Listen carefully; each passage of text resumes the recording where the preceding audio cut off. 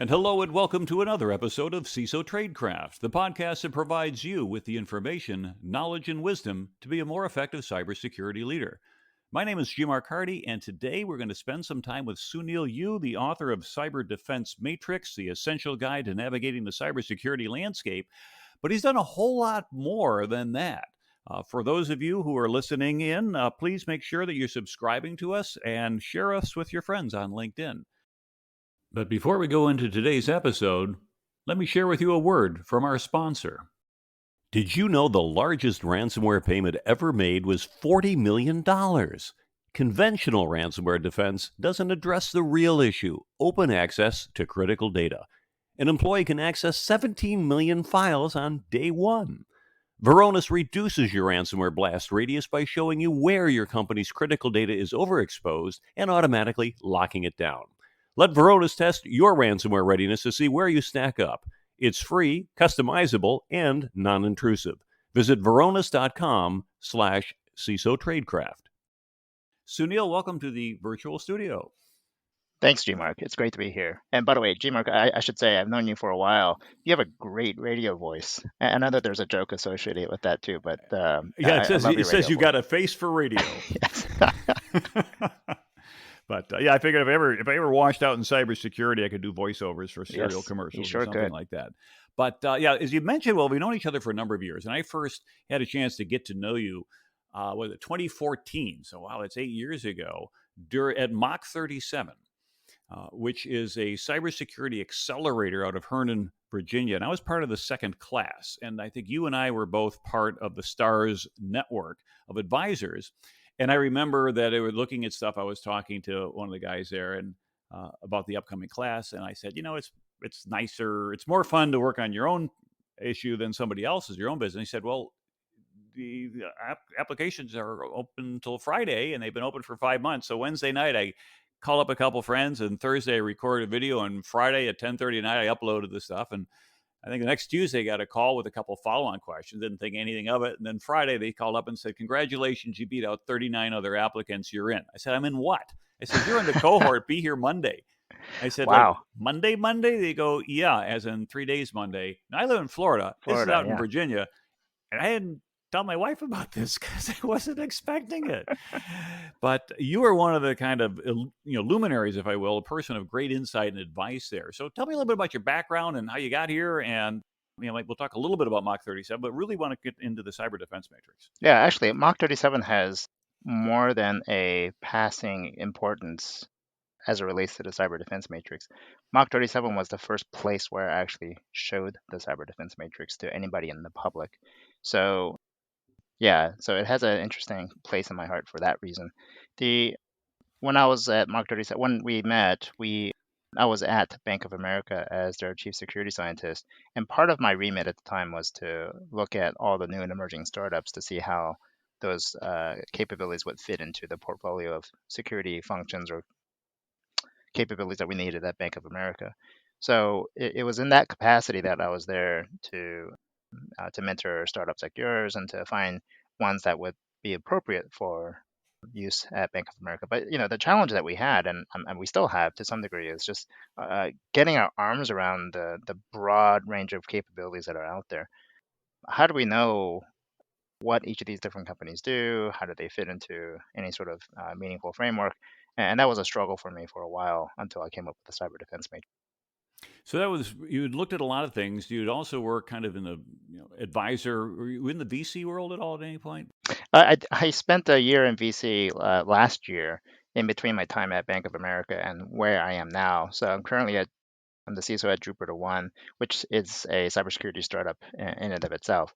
But in between Bank of America and Jupiter One, I spent a year in VC, specifically with YL Ventures, which is an Israeli seed stage startup venture capital firm. And that was a fantastic opportunity and journey and experience where I had a chance to meet with a lot of enterprising entrepreneurs that had interesting ideas in terms of the problems that they wanted to solve in cybersecurity. So anyway, my time as CISO in residence wasn't to go and start a cybersecurity company, but rather to help vet these ideas and to shape them so that they can go and start a company that would be solving meaningful problems in our space. Yeah, and I think Wild probably created a huge opportunity for people to have access to some with your background, skills, and talent to say, hey, here's some quote unquote free advice. And usually they say free advice is worth what you pay for it. But in this particular case, you're actually on the payroll and you're providing meaningful inputs because these startups, if investors are going to put a lot of capital in them, they need to know it's not going to go out the back door or get hacked in some kind of goofy thing Yeah, that could have been prevented. yeah, and actually, it was the cyber defense matrix played a pretty significant role in my thinking and how we thought about interesting companies while I was in VC, and specifically, given that YL Ventures invests exclusively in cybersecurity companies, there's going to be many opportunities for overlap and for potential collisions with companies that may ultimately end up competing with another portfolio company. And that was something that we were actually really trying to avoid. And it was very commendable because there were a lot of great opportunities that we had to pass on because, well, they ultimately conflicted with one of the companies that we already had in our portfolio. But how do you know that they're going to conflict, or how do you know that they're going to intersect at some point? And also, how do we know what sort of problems need to be solved? Well, the cyber defense matrix and my time at Wild Ventures was essentially a test of the cyber defense matrix to see whether or not it could serve as a framework to think through these challenges of intersections and gaps and whatnot in the market. So anyway, the whether or not the ability to find these gaps is commercially successful is still to be seen because, well, it's going to take some time for these startups to mature and grow and so on and so forth. But as far as actually making investments based on the cyber defense matrix, we did that, and that was really exciting for me. Yeah, I think it's fascinating because as you had indicated, this is a genesis of a number of years of thinking and experience and talking to people and things such as that. And the thing I love about it is I went through it. I mean, my first read through the book, and again, thank you for the copy. I think you gave this to me at ShmooCon, Mhm. and went through and curled up with the book. And my first thought when I got to the end of the book was, as a CISO, I could manage a cybersecurity program using your book as a framework. Yeah, There is enough meat in here. There's enough value in here that I'm thinking every CISO needs to have this, and not just on the bookshelf for eye candy, but take the time and kind of slog through it a little bit. And I don't mean slog through it in a negative way, but it's dense material. I mean, there's a it lot of is. Yeah. value packed in per page. This is not light reading. And so, if it's okay with you, I'd like to kind of walk through the book a little bit at a high level so people kind of understand a little bit what's in here. And then feel Sure. free to explain a little bit of the background.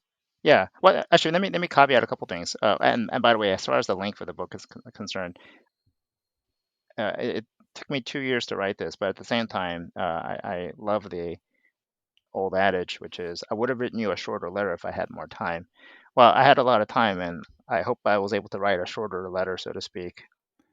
I had actually started with a much larger volume of content, but at the end, you got what you got. So, but anyway, And it's good. And I will agree with that assessment because sometimes you read things and you can tell that the author was kind of compelled by a publisher. You need another 50 pages.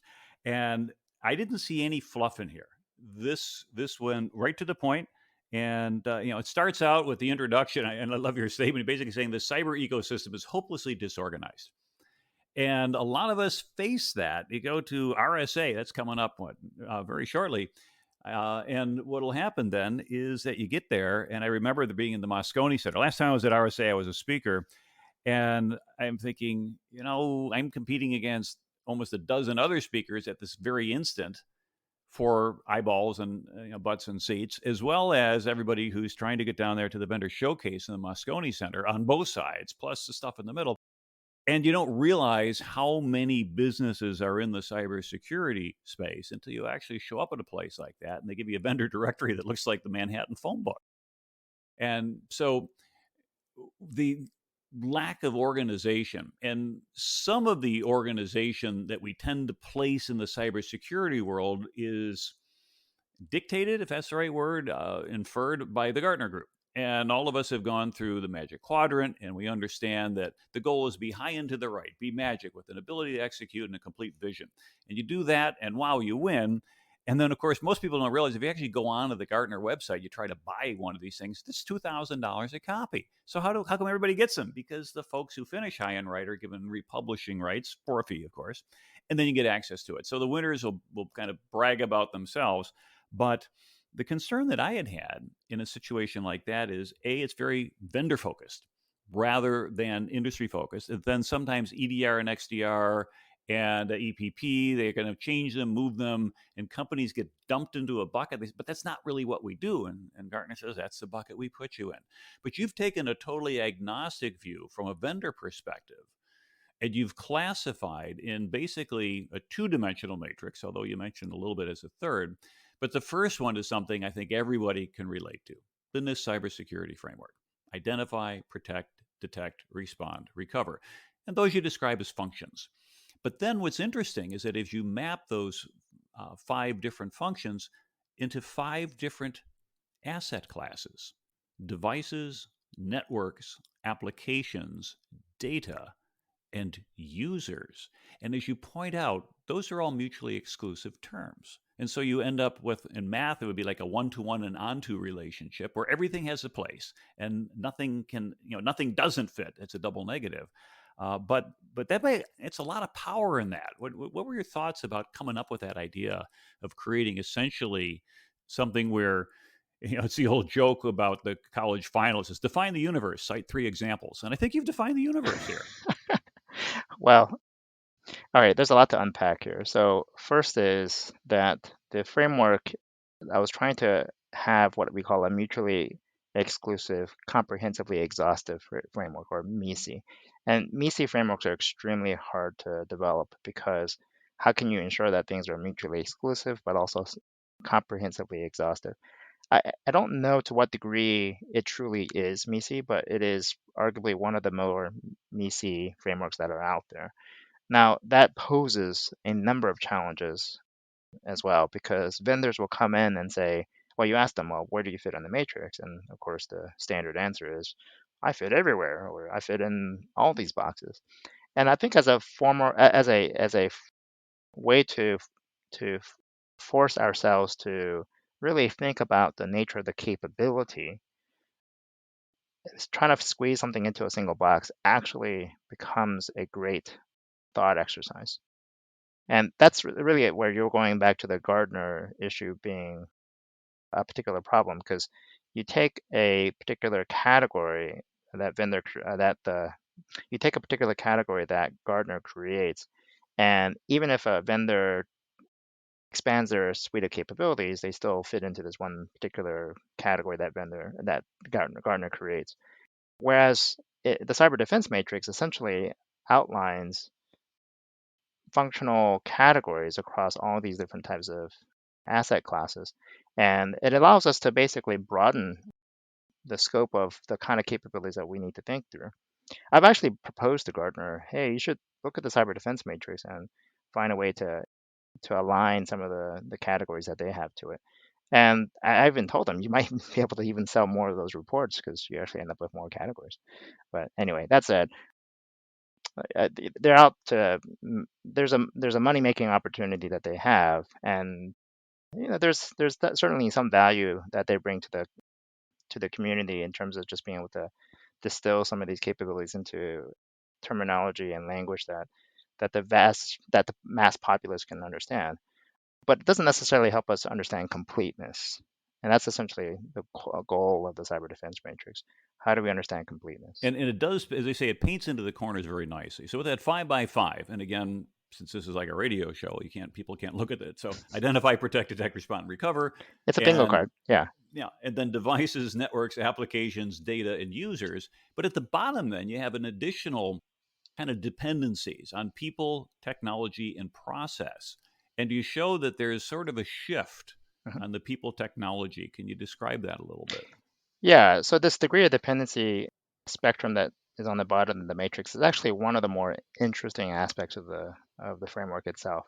In fact, I would argue in many ways it's probably the most interesting aspect of it for a number of reasons. One is it helps us, and by the way, it's a conjecture. It's a hypothesis that I've put forward. And so far, I've I've looked for counter evidence against it, and I've not found something that counters this theory or this hypothesis I put forth. But the basic idea is that on the functions of identify and protect, it's much more heavily dependent upon technology to support our needs there. On the right side, on the detect, respond, recover side, it's more heavily dependent upon people. Now, it's not to say that there isn't people needs on the identify and protect and technology needs on the detect, respond, recover. There is. It's just the proportion is much smaller. And then underneath all that is an equal amount of process. So process is necessary to route all the 5 functions within this cybersecurity framework. What the significance of that degree of dependency means that how much we allocate as far as resources to people, process, and technology changes depending upon whether we're doing an identify function or a detect function. Okay. And hereupon is actually one of the most important reasons why mapping to the matrix is why mapping correctly to the matrix is really important. It's because if I end up doing a function that is properly labeled under identify, then I should be looking at technology to largely solve my problem. If I properly label some capability under detect, then I should depend or at least allocate a significant amount of resources to handle the people side of the equation. But unfortunately, many times we confuse the words identify and detect and treat them as synonymous when they're actually not. Functionally, they're very different, and functionally, they require a different distribution of resources. And you get into that too when you start talking on what does each function mean. And you've got a section there, and you start out on 15, understanding the difference between identify and detect, as you had said. So, what's the biggest difference, if you will, between identify and detect, protect and respond, protect and detect? Because you mentioned that the NIST cybersecurity framework authors never address these definitional issues, and then misalignment is the inevitable result. And I kind of was joking before the show. I said that you're building this on the foundation of the NIST cybersecurity framework, and in the first 20 pages of your book, you proceed to point out all the deficiencies in the cybersecurity framework, and not in a negative way, by the way, but in a constructive way, to say it could be tighter, it could be cleaner, it could be more solid. So as we look at that to make sure that our listeners are understanding, identify versus detect, protect, respond, protect, detect. How do we know where we are so we don't have any ambiguity?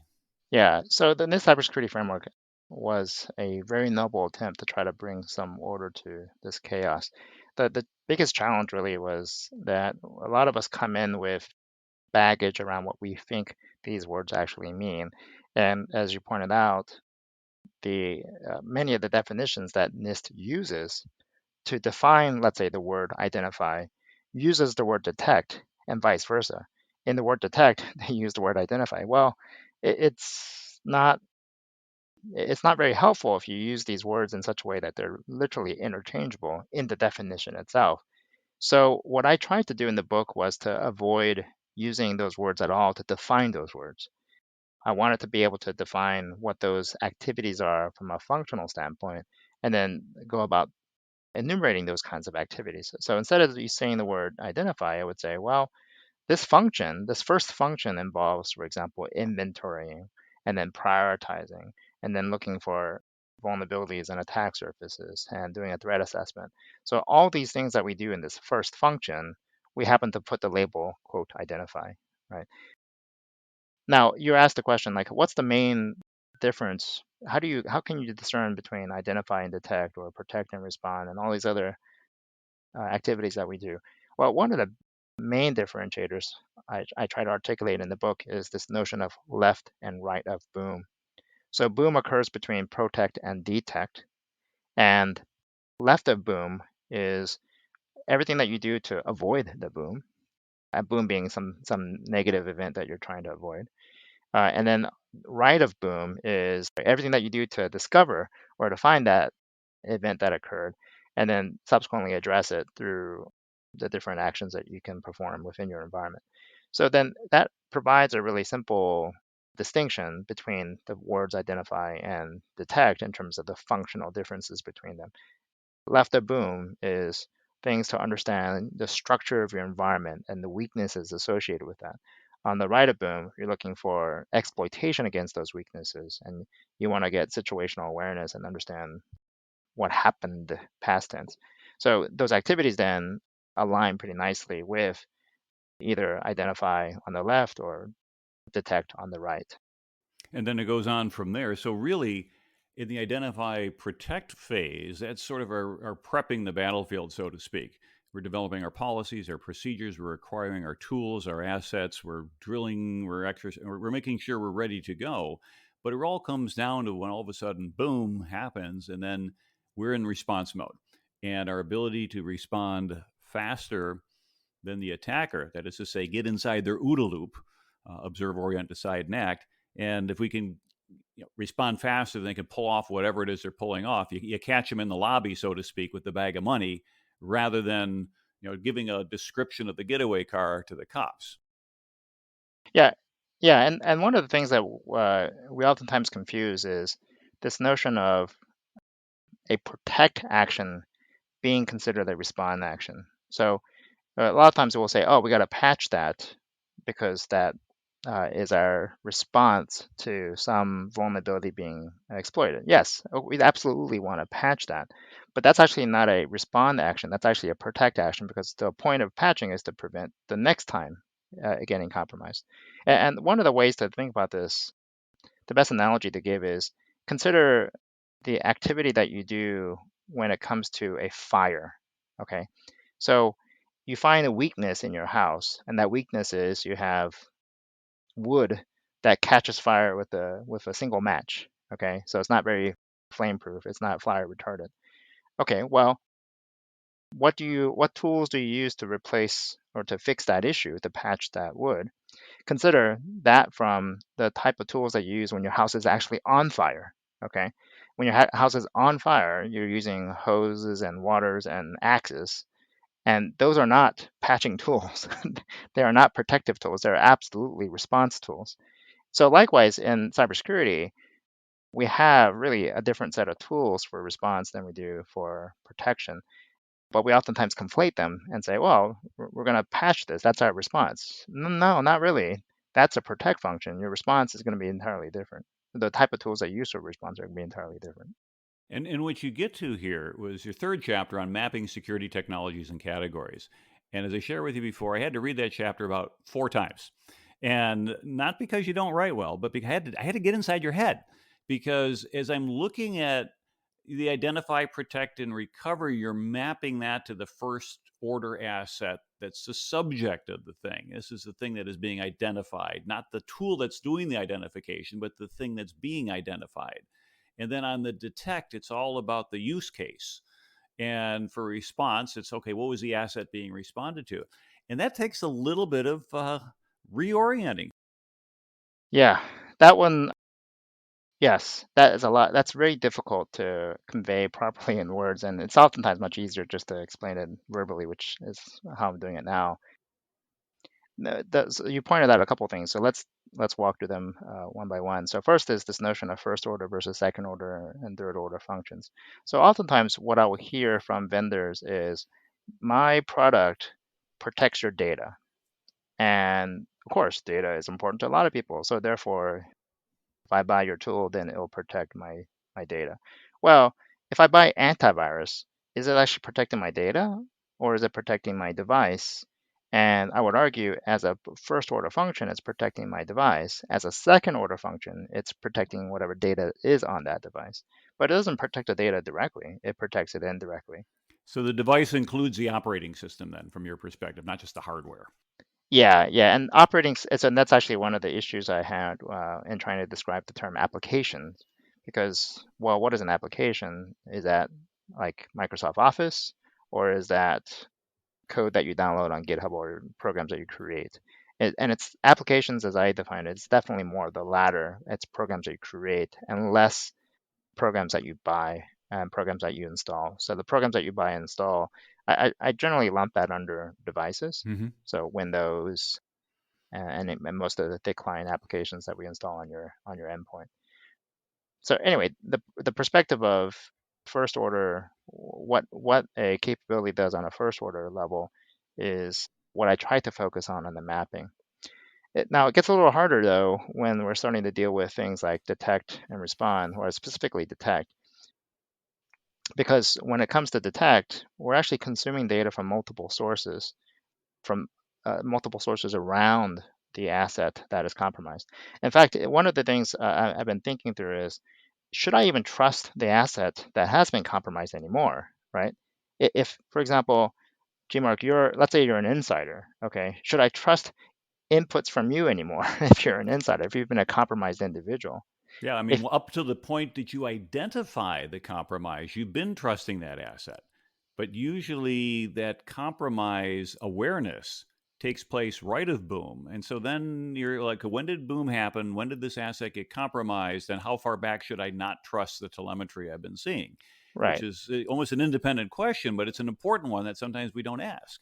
Well, if you look at it independently in isolation, then you won't necessarily have data to suggest that it has been compromised. What you need to do is to compare that with data around it. So network data, application data, even user data. So if an endpoint has been compromised, well, I absolutely expect my users to be part of my sensor grid saying, hey, my computer's acting funny, right?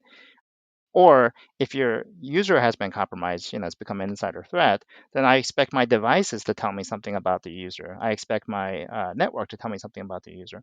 So, but can I trust the user if the user's been compromised? Can I trust the endpoint if the endpoint's been compromised? And the answer is up to a point, right? You need to take whatever they say with a grain of salt and compare that with all the environmental information to be able to say, okay, this is consistent or inconsistent.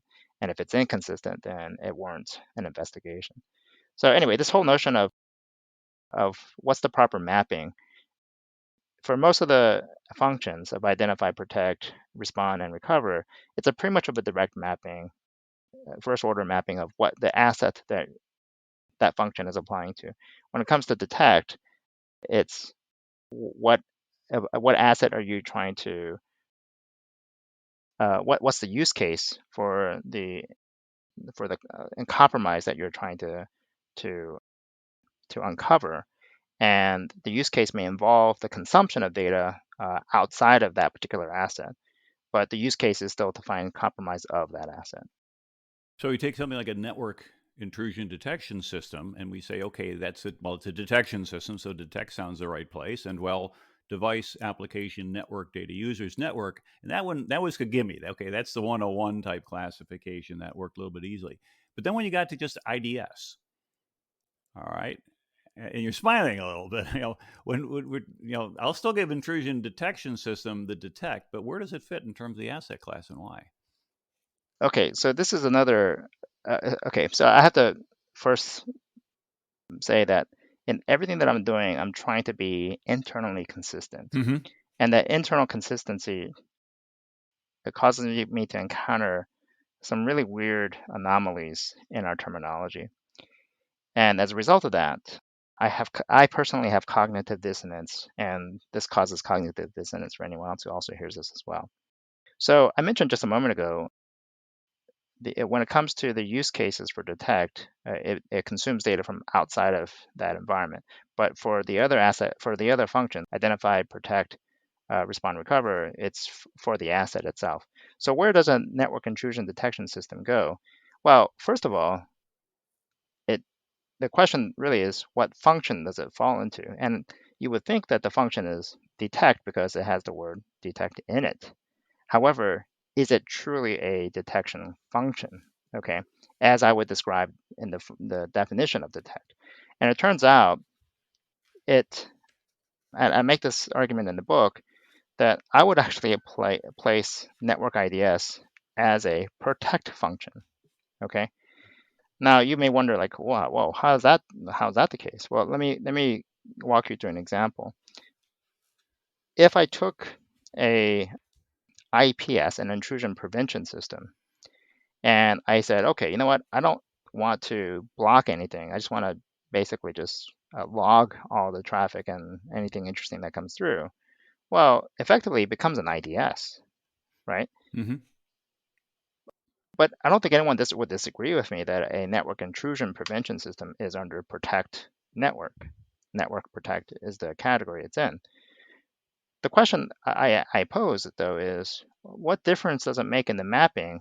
Does the mapping change because I go from 100% blocking to 0% blocking? And I would argue, no, the mapping actually doesn't change. How you use it doesn't change the fundamental nature of what it's supposed to do. Okay. Regardless of whether I'm 100% blocking or 0% blocking, I'm still logging the activities. And I'm taking those activities and sending them to something else that actually does the detection, which is a SIM. And Hmm. that's exactly what we do today. We stick all the IDS data and stick it into a SIM. And we compare that data with all this other data to correlate that and say, did an intrusion actually occur? Anyway, there's a lot more to unpack with that statement. But that is something that still causes cognitive dissonance for me because an IDS, just because it has the word detection, to me makes me want to put it under detection, but formally speaking and to remain internally consistent, it's actually a protect function. And as you take the time to get into it, it makes sense. Like I said, that was kind of my cause of the second, third, and fourth reread till I was able to finally get inside. Okay, that's what he means by an intrusion detection system. It's just the way they called it because yeah, in a way you're protecting it, and then of course. And I should mention the reason why the cyber defense matrix is also very useful is because it creates all these parallels. You can compare that with, for example, a similar capability that occurs in applications, let's say like a WAF, web application firewall. Well, a web application firewall, a firewall is generally seen as a protect function. Okay. Mm-hmm. Well, if I choose to take that firewall and not block anything and just log only, again, does it change it from being a protect function, or does it all of a sudden now move to detect because I've turned that dial from 100 to 0? And I would argue no, actually a WAF still remains application protect, even regardless of whether I block anything or not, it's still application protect. So in the same way, for an IPS or an IDS, I take an IPS and make it block nothing, basically turning it into an IDS. Does it change the mapping? And the answer is no. And that internal consistency gets us out of the perpetual argument of, well, then where's the threshold? Is it a 20%? Is it, E, or where do you actually get there? And it doesn't have to come up that way. And again, that's the nice thing of consistency. So let's give another example. If I'm worried about ransomware protection and I say, okay, I'm going to restore from backups. The average person would say, oh, that's a recover function. But what's your thoughts on those backups that we restore from? All right, you're picking all the really hard ones. Well, I figure everybody else will get the easy ones, but I want to, again, once someone understands kind of the way of thinking, all of a sudden, as I say, I was able to click in and get the internal consistency, and this model meant so much more to me. So that's kind of where I'm drilling in on a couple of these, not to be difficult, but Oh no, no, it's this is one of the reasons why it took me 2.5 years to finish writing the book. But anyway, that said, I also will say I reserve the right to change my mind, and feedback from folks like yourself and others in the community have been really helpful to help me really think through these and ensure that, again, I'm keeping internally consistent with each of these different types of mappings that I do. So ultimately, a lot of people would say backup is intended to protect your data, right? But the backup actually doesn't, your data can still be harmed, okay? It's, and as an example, it can be harmed in the sense of the divulgence of confidentiality, right? Which is what oftentimes occurs. So a backup doesn't necessarily protect your data. One can argue, I guess, it protects the availability of that data, but usually that's also, again, part of a recover operation. The the actual activity of backing up does really nothing to ensure that the data is, quote, protected. In fact, in many ways, it propagates the data in such a way that it makes the data even more exposed to other forces. So that's it. Anyway, the other perspective is, again, the pattern matching fits in here as well. So making a copy, making duplicate copies of an application or making duplicate copies of an endpoint, again, those are all oftentimes seen as a recover function. So in other words, your laptop gets compromised. Let me get you another laptop. that's a recover operation, not a protect device operation. And my thought is that recover is right of boom. And so having those backups better occur left of boom where there's nothing to back up from. And so as a result, I would push it to the left over here. And you kind of argued out of the protect function. The only thing left is identify. And so if I know what it is that needs to be back up and protected, I don't have to back up the trash. I don't have to back up the garbage or the unimportant, only the mission critical systems. That's the key function that's required to be able to create the effective copy or copies of whatever else are I going to record, whether it's data, whether it's system images and things such as that, or if I go into a DevOps environment and things such as that, having the ability to fall back and things. So again, as you had indicated, you're open to feedback, and we're not trying to pick the model apart, but I'm trying to help people understand that this is a big deal. This is the first person I've run into in all my years doing cybersecurity who's really tried to come up with the equivalent of a unified field theory for how all of this puts together. And what Schopenhauer said, everything is first ridiculed, and it's rejected and ridiculed, and finally accepted as obvious. And I think we may get there. But yes, for those who have a chance to go through and look at the book, if you hit that chapter and it slows you down a little bit, don't feel bad. But the point is that I wanted to point out is that it's worth the time to get your head around it, because once you do that, everything works pretty well, because now we can do things like pattern matching. We can make sure our assets are consistent, are functional consistent. And as you had talked before about the difference between first order and second order. And another thing you can look at is our maturity of doing these things from kind of easy to hard. So you laid out a kind of a 5 different easy to hard, and you made an analogy to vaccines, which I thought was very timely, but also very straightforward, easy to understand. So when we talk about measurement maturity, what are your thoughts on that? Yeah, actually, so there's an error that I had in the book, which was that I actually was trying to avoid the use of the word maturity, and somehow I added the word in by mistake. And the reason why I was trying to specifically avoid the word maturity is because, again, it's another one of those words that has baggage, and I would rather spend the time to try to define a set of activities or a state that one can later on describe as saying that's mature. Okay, but I don't want to presume that something is mature just because I say so. I want to instead be able to define a scale or define something.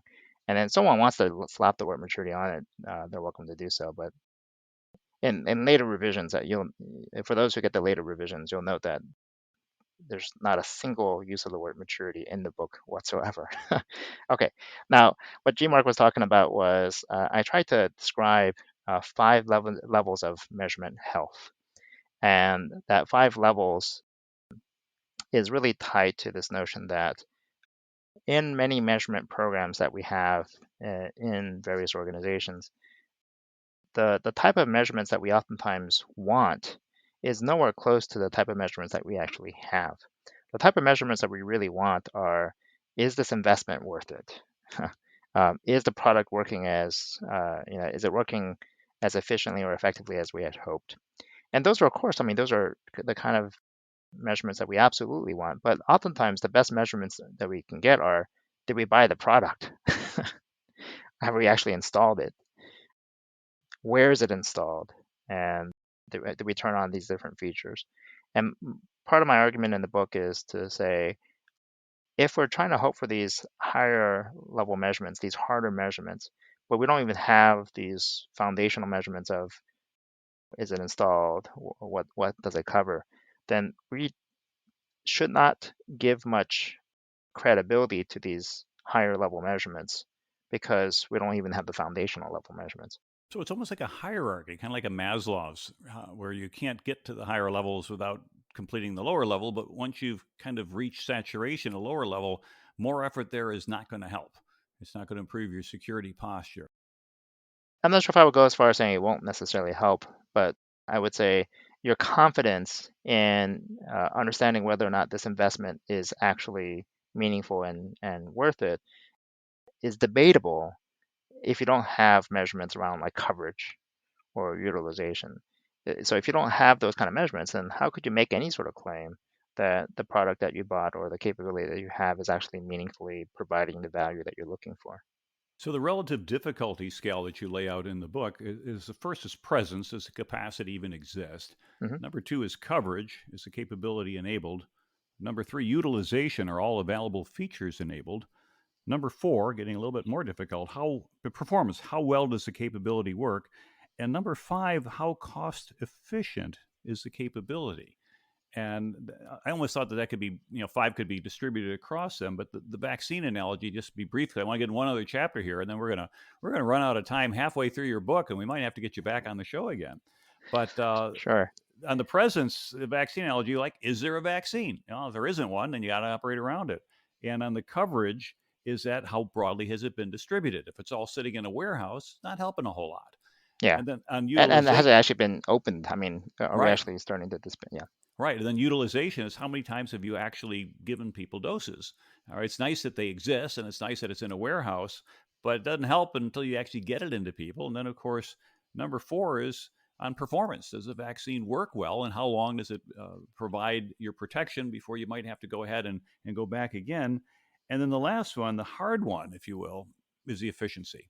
And can you reduce your risk more efficiently, as you said, with a one-shot vaccine or a two? And we're not going to get into the geopolitics, but for example, you look at the way that China has been dealing with coronavirus and compare it with the Florida approach toward coronavirus. It's almost exact opposites Opposite. in terms of, and history will tell which is a better approach. We Hmm. think we know right now, but usually these things are better understood in retrospect. But Right. the one thing I And wanted to make sure we covered on this show is the idea of a security roadmap. And offered five layers of where we could go ahead and look at five different things. You had sort of an analogy to cooking, so to speak, or shopping, etc. And if you could walk through that kind of quickly, because that to me seemed like a very powerful model that allows you to really look at five different things at once and not get overwhelmed or not have to get your head around a tesseract type model that's in multiple dimensions. fundamentally, the cyber defense matrix is an organizational system, and it helps you organize what appears to be very disparate types of information. So my original use case was mapping vendors. And then subsequently, I came up with all these other use cases. And let me jump back to something real quickly. One of my favorite quotes is George Box's, "All models are wrong, but some are useful." Mm-hmm. So the cyber defense matrix is a model that is wrong. I'll tell you that right now. It's wrong. There's problems with it, and I've personally seen many problems with it, but I found a lot of utility out of it. And one of the most useful aspects of it is actually just organizing very disparate pieces of information. Well, what are the different pieces of information that you can organize? And I would argue you can organize, using a food analogy, what's in your pantry. So, what do you have in your current set of capabilities today? It can organize recipes. What are the requirements that you have to meet? What do you need to make? It can organize nutritional needs. It can organize things like what are the threats and the risks that you're facing within your environment.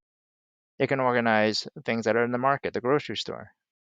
So if you look in your pantry, if you have a recipe and you look in your pantry and you're like, I don't have this, and you know you have to meet certain nutritional needs, well, you can go to the market and get whatever you need.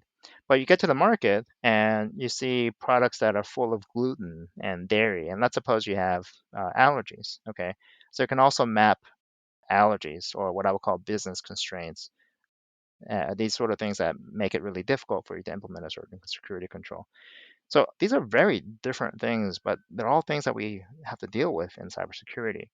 And being able to organize this in a systematic way, I think provides a really great strategic view of the type of things that you need to do within your program to be able to meet whatever set of meals that you need to make for your organization. And I should mention the meals that you make for your organization are going to be different for each business group, right? Which is why I think the allergies or the business constraints is a really important facet to the matrix and to the understanding of this roadmap. You can't, it's not a one size fits all for within a given organization, and certainly not across organizations. But how do you organize all this information into a systematic, reusable way? And the cyber defense matrix provides a mechanism for that. And I think it does because when you put all five of these things on top of each other, you're like, how do you do this five-dimensional matrix? And the way you've come up with is rather innovative. I just kind of describe it and see if there's verbal description. So we still got the 5 by 5, but the first thing we're going to do is put a little red dot in every one of those sections where I've actually got a tool or a product or a blue dot goes there. That's my pantry. That's my current state. That's what I've got. I'm finding my requirements, my recipes. What do I need to do? Those are my red dots. And when I overlay them, I've got a gap analysis. Hey, I need these things, red dots, but I have these things, blue dots. So I guess I'm in good shape. But if I have a bunch of red dots and no blue dots in that box, there's some work to be done. And then your nutritional needs or your risks, we're kind of a red shading in there from kind of a ordinary to pink to really red to say, hey, I'm going to cross reference some of the MITRE attack model to these asset classes. And that's where we figure out how bad my risk environment is. And then when you go to the store or the vendor market, you say, well, what's available? I mean, maybe there are not tools available in the market for what I want, but if there are, put a star in there. And it turns out that, hey, I've got a bunch of red dots, no blue dots, but I got some stars. Guess what? I can go shopping. I can do something about that. But as you had said, the business constraints, that additional cross shading of the gray says, you know what? We're not allowed to do that, or we've got a certain restrictions in our environment where such and such a vendor is not allowed, or such tools are not deployable. And again, gives us a wonderful way to create a security roadmap because from here we can unwrap this thing and this becomes an action plan.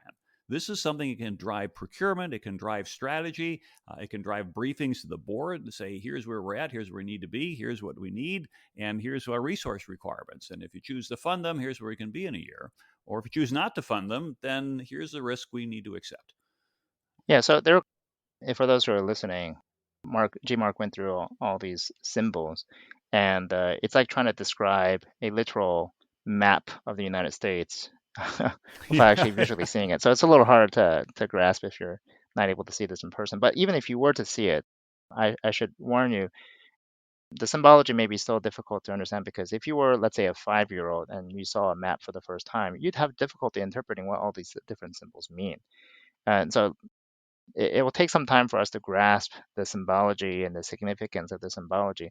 But ultimately, when you can do that, you can see then a map of the United States or the map of your cybersecurity program. Now, that doesn't necessarily mean it's a road map in the sense of where are you today and where are you trying to go, right? It just provides the framework for you now to think through that and to strategically plan a direction that you actually want to go. And let me reemphasize one quick word here, the word strategic. So there's a lot of interest in taking the cyber defense matrix and using it in a very tactical way. And I would caution against it. It's a model, and this model is wrong. It's particularly wrong when it comes to its tactical application, because there's only so much you can do with a 5 by 5 matrix. There's a lot of times that people want to double click and zoom into one territory, the state of Florida or the state of Virginia or whatever else it is, and see the local roads. Well, the cyber defense matrix is not going to be well suited for that. You're going to have to look at other frameworks and other ways to really explode that view into something that's a lot more granular and tactical. That makes sense. We're about out of time, and you know what? We're only halfway through your book, and so what I'd like to do is invite you back to the show. If you'd love to come back, we'll talk about the next few chapters, which just for everybody's heads up until you go out and buy the book, which you should. Situational awareness, understanding security handoffs, investing in rationalizing technologies, dealing with the latest security buzzwords. And the thing I kind of really liked at the end as an entrepreneur, as a startup person, is how to use this thing to kind of look at the world and say, where does the world really need solutions? And if you wanted to go ahead and be an entrepreneur and start something, where can you go where you're probably not going to run into an awful lot of competition, but you're going to have an awful lot of customers? And that's a hugely valuable insight from a man with your background, who's worked both in the banking and the VC community, who's been a CISO, and you now, after 2+ years of hard work, you got an amazing book that's out here. Any last thoughts you'd like to share before we wrap up? Yeah, there's a lot of blue ocean opportunities that the matrix helps us discover, and I keep discovering them as time goes on. The analogies that the built-in analogies that the cyber defense matrix offers helps you discover a lot of these as well. Not just the blue ocean opportunities, but what kind of boat you need to be able to sail into that too. So would love to come back and explore the matrix further. But more importantly, I'd love to just hear from others in terms of novel ways that they've put the matrix to use. As I mentioned, all models are wrong, but some are useful. How have you made this useful? And I would love to hear from others on that. And we encourage everybody to do so because you can respond to our notes. You can connect to us on LinkedIn. Give us some feedback at CISO Tradecraft. If you're listening to us on your favorite podcast channel, hopefully give us a thumbs up. We'd appreciate the higher ranking, helps get out to more folks, and then share it with others. Let people know where you've learned some of your insight and your wisdom that you're applying in your job. So for CISO Tradecraft, this is G. Mark Hardy. Again, thank you very much, Sounil Yu, for your time on the show. We'll look forward to having you back again. And until next time, everyone, stay safe.